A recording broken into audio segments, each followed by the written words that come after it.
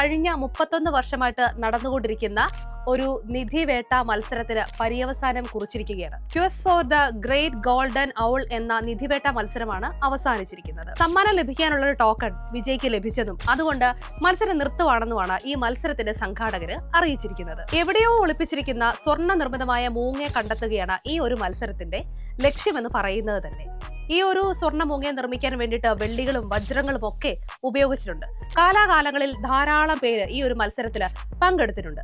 അവസാനം ഫ്രാൻസിൽ എവിടെയോ ഒളിപ്പിച്ചിരിക്കുന്ന ഈ ഒരു സ്വർണ്ണ മൂങ്ങയെ ഒരാൾ കണ്ടെത്തുകയായിരുന്നു. ആ കണ്ടെത്തിയ വിജയുടെ പേരോ മറ്റു വിവരങ്ങളോ ഒന്നും ഇവര് പുറത്തുവിട്ടിട്ടില്ല. ഏകദേശം 1.25 കോടി രൂപയ്ക്കപ്പുറം വില വരുന്ന സ്വർണ്ണ മൂങ്ങയാണ് ഇത്. എന്നാൽ ഇതിലും പഴക്കമുള്ള ഒരു നിധിവേട്ടയുണ്ട്. പക്ഷെ അത് മത്സരമൊന്നുമല്ല കേട്ടോ. അതായത് പുരാതന കാലത്തുണ്ടായിരുന്നു എന്ന് കരുതപ്പെടുന്ന കുറച്ച് പ്രാചീനമായിട്ടുള്ള കുറച്ച് നിധിശേഖരങ്ങൾ കണ്ടെത്തുന്നതിന് വേണ്ടി സംഘടിപ്പിച്ച ഒരു തെരച്ചിലായിരുന്നു ഈ നിധിവേട്ട. 37 വർഷമായിട്ട് ഇതിങ്ങനെ തെരച്ചിൽ നടത്തിക്കൊണ്ടേയിരിക്കുകയാണ്. എന്തായാലും ആ വിജയ്ക്ക് ലഭിക്കാൻ പോകുന്നത് ഒരു ഒന്നൊന്നര സമ്മാനമായിരിക്കും.